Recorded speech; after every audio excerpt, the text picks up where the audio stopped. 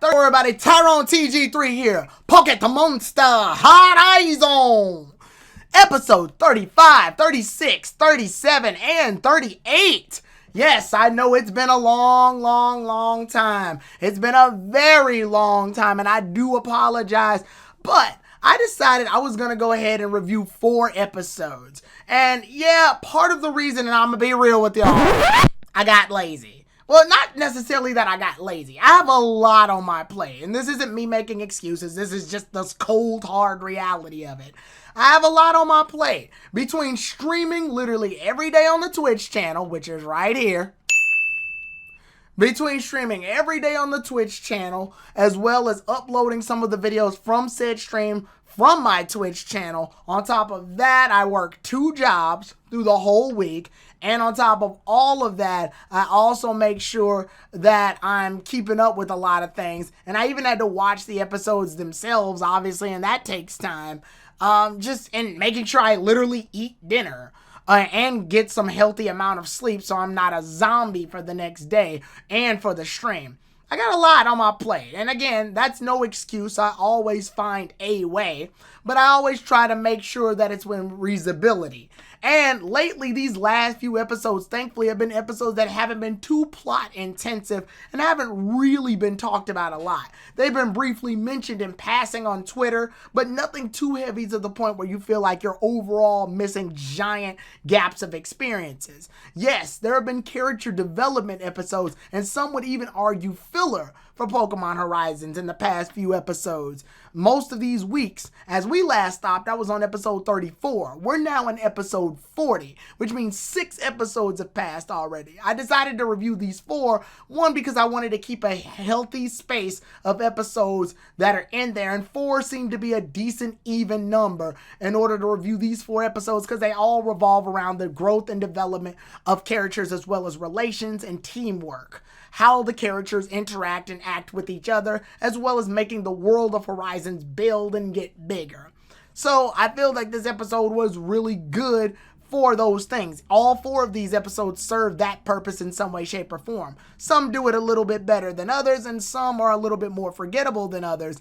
But overall, it's good to see that we have taken a breather in Pokemon Horizons. That way, when the more plot-intensive episodes do come with like Team Explorers and the Amethyst stuff and the Black Rayquaza and the rest of the Terapagos Pokemon, we can get more in-depth with those plots and give a more heavy-handed review. Also, it's due to the fact that the way Horizons is laid out, it's a lot easier to just review these episodes in chunks rather than review each episode every week. And they also connect together in some vague way, especially when it comes to like the to be continues for each of them. It definitely feels like these episodes have a string of connection, pulling them all together, as opposed to the old series where you can literally have episodes that don't mean anything towards the other thing and can literally be skipped over without referring to the last thing. These episodes at least have Pokemon learning new moves, character development, or some level of development within that. And you can argue that was even the case for the episodic episodes and the filler episodes of the old Pokemon series. But here it's very clear they're on a journey. The ship is moving from place to place. So every time they stop, they're gathering those experiences and moving the ship forward. And I'll also explain this in further detail when I go deeper into the review. So, episode 35 is the episode that deals with Leon and Captain Pikachu. That episode is titled A Duo in the Wilderness, Freed and Cap. So, with Freed and Cap, we see in this episode that it's literally an episode that revolves around the character development between Freed and Captain Pikachu. Liko's doing a report for a project in school, and she has to present it with talking about a duo that she feels has a very strong bond, and she picked Freed and Captain Pikachu, and ironically, they begin to fight in this episode. Yes, it's a trope, it's a cliche, but I knew this would come, and honestly, they do a little bit of fake fighting too, to like confuse the enemy, but that's not really my main concern. One of the biggest concerns that I think I have, sadly, is the running joke that's used in this episode. So to give context, the heroes have to go and help this guy who lost his Pokemon, Bramblin. They go to a desert-like area in order to find it, and Bramblin is literally rolling in the wind because it's tumbleweed. It does that. So when it does it, it ends up getting captured by these thugs who send it to this spoiled little girl who loves cute Pokemon. The running joke for some reason in this episode is that when Pikachu, Captain Pikachu, is called cute, it has an allergic reaction. What? Yeah, it's I don't like the joke. I'm gonna be real. I do not like this joke. Only because it's very conditional and very physically reactional. Pikachu is supposed to be universally cute for the most part, and we get it. This is supposed to be a tough Pikachu. Captain Pikachu's the man's Pikachu. He's big dog Pikachu. But for some reason, having it have an allergic reaction to being called cute is a very, very cheesy ass joke. It's an extremely cheesy, corny joke, and I don't like it. It was mostly just put as a way to hinder Pikachu, and the worst part is that Liko and Roy are with them, and they barely do anything. Liko and Roy are probably the weakest in this episode, but they did that because they needed Freed and Pikachu to take the spotlight here. So, in order to make that happen, Liko and Roy can't do too much useful, but Pikachu can't be too useful either, or else the plot would be resolved in an instant. So they had to give it a crutch. And what that was, oh, Pikachu, when it's called cute, immediately goes into a sneezing fit. People have called Pikachu cute before. It's never had a sneezing fit before. It doesn't even feel natural, too.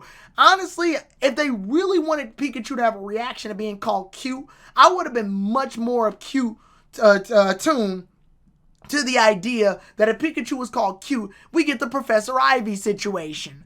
Where in the original Pokemon series, if someone said Professor Ivy's name around Brock would go into like this fetal position, ultimately becoming useless. I would have much preferred if someone said, this Pikachu is so cute, Pikachu gets struck with like such embarrassment. Oh no, that it falls over, actually, just like what Dedenne just did. Thank you for showing that off. But yeah, I would much rather that. That feels like a far more tangible, more reasonable reaction than Pikachu having a sneezing fit. How does being cute affect your nose? How does being cute affect your sinuses? Exactly. How does the word cute and also when it's called cute, take that note, because Liko's called other Pokemon cute on the ship before. So it's not the word, it's Pikachu specifically being called cute. There's only so much so much bull crap I can shovel before I just go, okay, nah, this is stupid. But that bad joke aside, the episode's mostly just there to show that they can get along. We actually also do see that Bramblin evolves into Brambleghast, which I think is a really nice way to show it off because it was rolling around all day. So naturally, it gained all of that rolling experience and was able to evolve into Brambleghast. So theoretically, it makes sense. I can buy that. Like, granted, it's supposed to be rolling with its trainer to evolve, but I can give or take a pass for this because this is the real, this is Pokemon being brought into the animated world. I can definitely agree that if Bramblin is rolling in its natural environment, then it would gain the need to grow, much like a tumbleweed in the wind. Makes perfect sense to me, actually. So we move on and they save the Brambleghast and all the other Pokemon. All's well that ends well, and Liko does her report. Other than that fit I had, the episode is standard and is definitely not the strongest of these 4 episodes, but did do a good job of showing the development that Freed and Captain Pikachu had. Another gripe I have is that we still don't see Captain Pikachu's 4th move. To this day, it still has Double Team, Thunder Punch, and Volt Tackle. Still no 4th move. It's kind of disappointing. But with that said, let's move on to episode 36. That episode is titled Operation Oinkologne Friendship.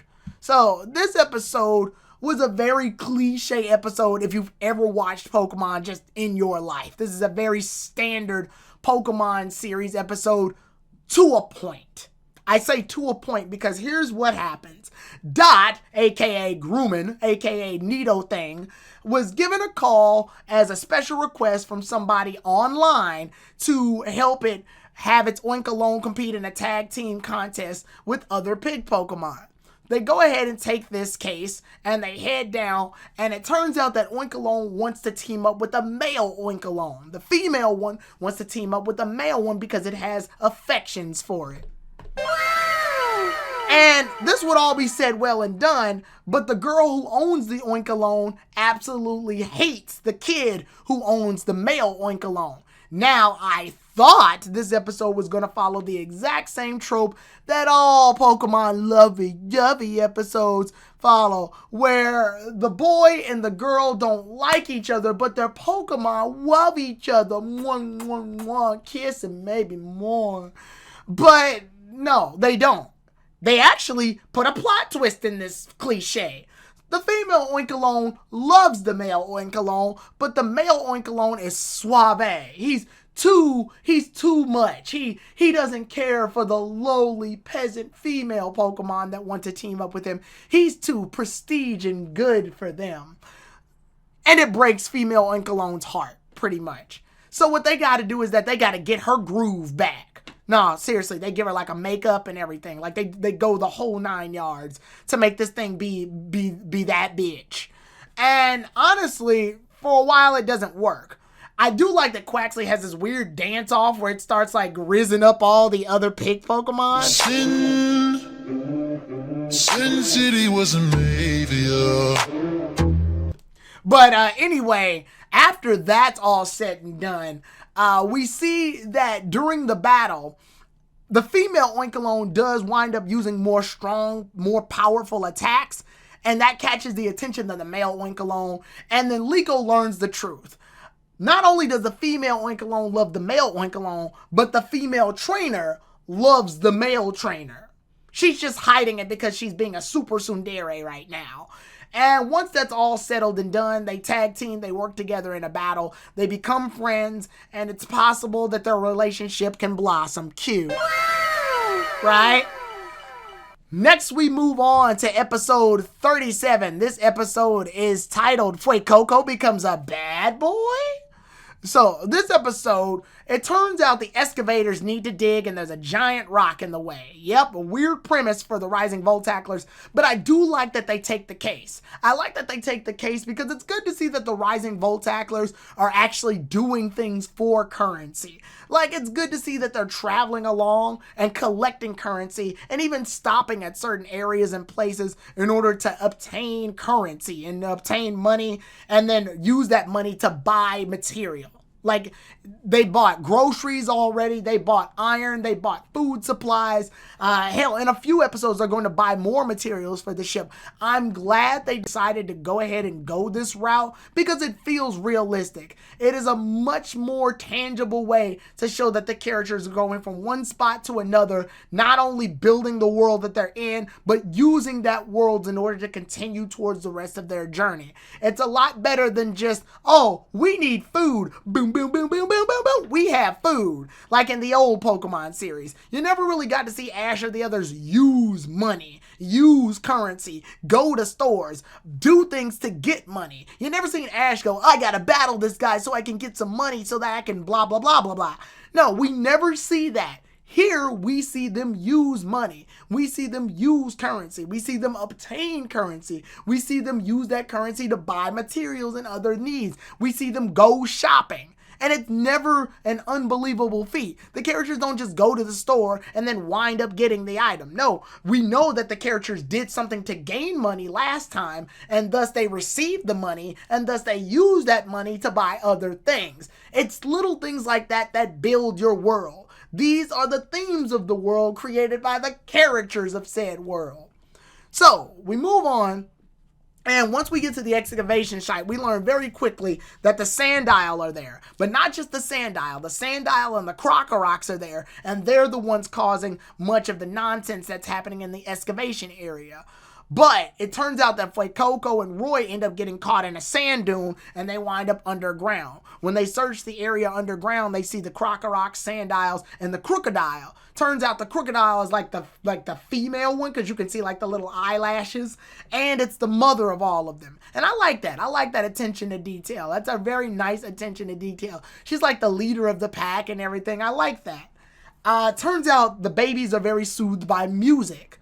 So what Roy and Fuecoco decide to do is, because Fuecoco's already rhythmatic anyway, they decide to do like a fun little musical number, and it's great. And all the Pokemon enjoy it, and they all get together and they all have a nice little like song duet deal. And it's a nice way to resolve the conflict without fighting them individually. I like that. But unfortunately, the Excavators have a plan to get rid of the Krookodile and Krokorok. So they end up attacking them, and this misunderstanding unfortunately causes the sides to quarrel. Thankfully, Fuecoco ends up getting in the middle of the fight and keeps doing its song, but winds up learning Disarming Voice. And honestly, I do like that it learned Disarming Voice, because much like the Lapras episode, I really wish that Fuecoco could learn more singing-based attacks, considering that it wants to sing anyway. So this is a great way to utilize Fuecoco's character, and it seems like they hit the nail on the head right here by having it learn the Disarming Voice. So because of that, it teams up with all the other Krookodile Pokemon, and they all sing together. And because they're able to unify themselves, they use their music in order to break the rock that the Excavators need to get out of the way. And in return, they decided to stop excavating for a while, long enough for the Krookodile and the Sandile and everything to migrate to a different home, which is fair. That is a great compromise to that issue, and it's great growth and character development. Also, fun little genetic note, Liko doesn't get bugged by the sun as much as Roy does. Roy's squinching his eyes because he couldn't handle the rays of the sun and how intense it was. Meanwhile, Liko, she was offered sunglasses, but gave them to Roy because she didn't need them. She said the sun doesn't bother her eyes that much. I don't know if that was intentional to just give Roy and Fuecoco the look for them to do the musical with, but it was definitely a fun little, like, by the way note for their characters. Liko's eyes don't get affected by the sun as hard as Roy's does. I'm not sure if that's plot relevant or world building relevant, but it's nice. It's flavors. It's a flavor text. Cool. And then finally we move on to episode 38. This episode is titled The SOS Comes from Tandemaus.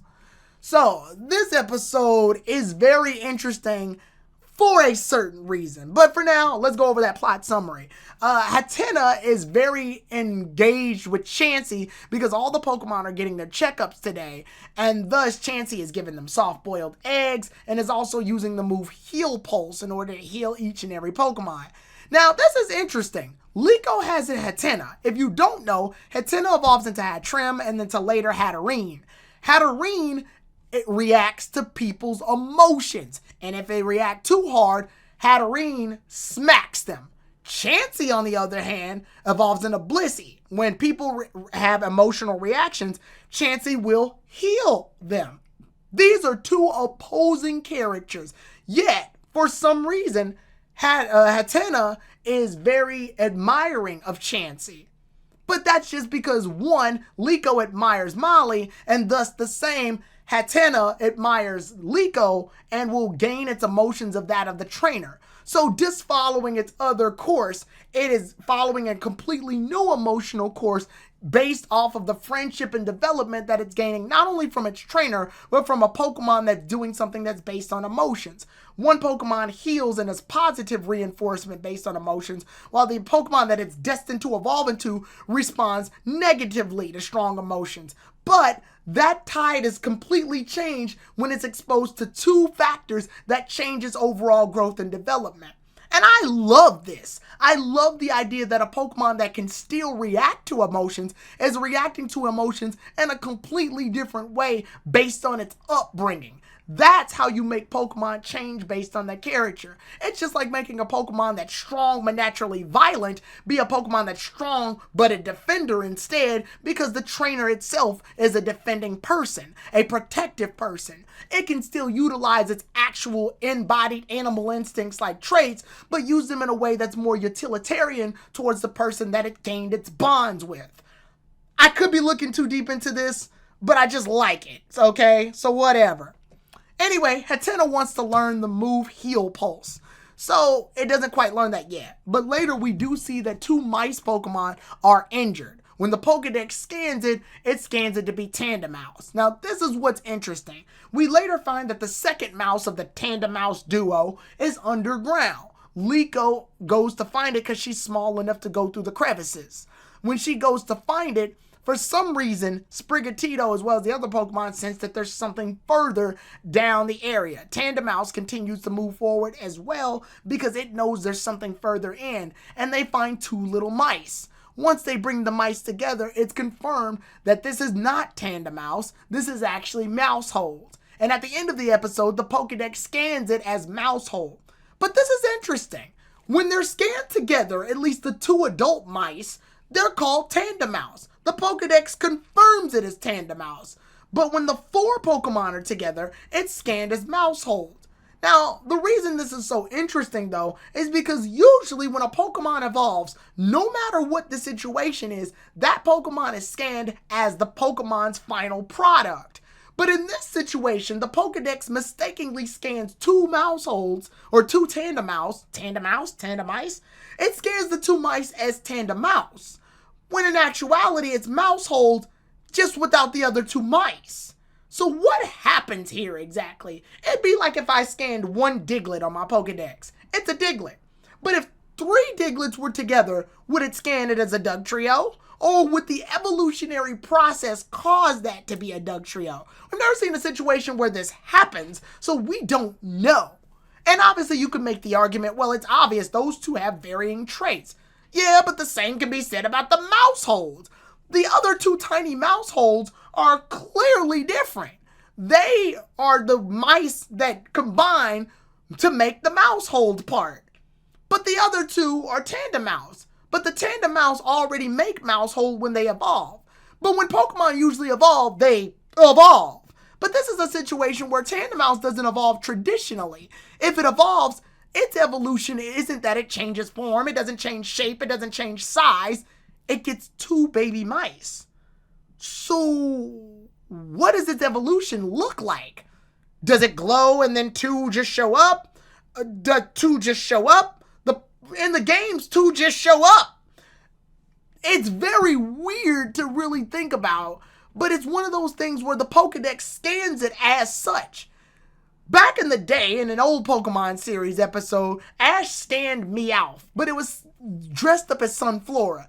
But the Pokedex scanned it as Meowth. So the Pokedex knows the difference. The Pokedex knows when a Pokemon is posing as another Pokemon. I bring that piece of information to you now to show that the Pokedex knows when a Pokemon has reached a certain form or is differentiated from what is originally supposed to be. The Pokedex should know that 2 Tandemaus, once evolved, is Maushold. But it didn't. It called them Tandemaus. Obviously, this is so the audience knows there's a difference between Tandemaus and Maushold, the final product. But in this situation, we see that the Tandemaus and Maushold are separated, and thus Maushold is the complete whole, but the Pokedex scans it as Tandemaus. My question is, if we took those baby mice out of there and then scanned those 2 mice again, would it be Maushold or Tandemaus? Is it only Tandemaus when there's 2, is my question. But the evolutionary process would say it's Maushold. This, I guess, is what happens when you have a Pokemon that doesn't evolve through traditional means. I spent about 6 minutes just to basically say, this don't make no sense. Anyway, moving forward from that tangent, the Mausholds are able to get healed thanks to Hatenna learning Heal Pulse, because it's all from Chansey. And thus they're able to dig. Once they out, one of the things to note, this is what also adds to that whole Maushold Tandemaus conundrum. Most Pokemon say their names sometimes. These Pokemon don't. They go as their sound effect. So there's no way to know. And honestly, I'm going to be real, the Tandemaus and Maushold sounds are creepy. That's just me. Anyway, we move forward and we see that all's well that ends well, and the Maushold decide to join the Rising Voltaglers. Yeah, they're part of the crew now. They're just part of the crew now. And honestly, I like this. Yeah, these Maushold could have easily been a part of Liko's team, and it would have been warranted. But honestly, I think this is okay. I think it's okay that they're a part of the Rising Voltaglers, like, Pokemon crew. I like this. I like the fact that they're just part of the crew now. You can even see in the eye catchers in the episode that follows this one. So, yeah, I mean, I have no problem with it. I think Molly got annoyed because they wouldn't stay still during their checkup. But, I mean, it's okay. I don't mind it. I think it's an okay addition to the Rising Voltacklers crew. And again, it gives this episode some solidity. They're not just, oh, this is that one adventure we traveled on that one time. This is that one adventure we traveled on and gained a family for it. We gained new members to the family too.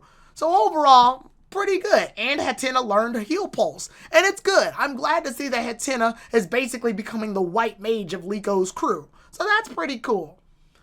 But so far from what we've seen, we've got Freed and Pikachu. We've got a Oink Alone episode that helps mostly develop Liko because she understands the feelings of people, which is her whole goal anyways, to understand the feelings of people in Pokemon. Then you got a Roy episode with Fuecoco that allows Fuecoco to learn a more diversified move, which honestly, I love its diverse moveset. Flamethrower, Stomping Tantrum, Disarming Voice. Really good moves for it to evolve eventually to when it becomes Crocolore and then later Skeledirge. My one issue, it still knows freaking Ember. Get rid of that move. Why do you still have it? And trust me, when we hit episode 40, I'm going to go on a big rant about that. But I don't want to move too forward. If I were to rank all these episodes, though, I would say the weakest episode is probably going to be the Oink Alone episode, sadly. It's got nothing to do with anybody. Not even anybody to do in the Rising Voltacklers for real, except maybe Liko. And Dot, they get some development. Roy's absolutely useless in this episode. I don't even know why he's here. He helps in the double battle. Yay. But other than that, nothing. Literally nothing. But outside of that, I'd have to give the Freed and Pikachu episode. It's not that great either. It's good, but it's not great. I'd have to give that episode about a 6. Yeah, I'll give it a 5.5. I'll give it a 5.5. The Oink Alone episode gets a 5. The Fuecoco episode gets about a 6.5. And then the Molly / Liko / Tandemaus episode and the Hatenna episode, that one gets a solid 7.5. I think that one's probably the strongest out of these 4 episodes that exist right here. But with that being said, the next 2 episodes we're going to review are going to be episode 39, Tinka and its Choice Hammer, and episode 40, Farewell, Sprigatito. So, with that being said, like I said, episode 40, rant incoming. Yeah, it's going to be heavy. I'm going to see y'all later, everybody. Tyrone TG3, out.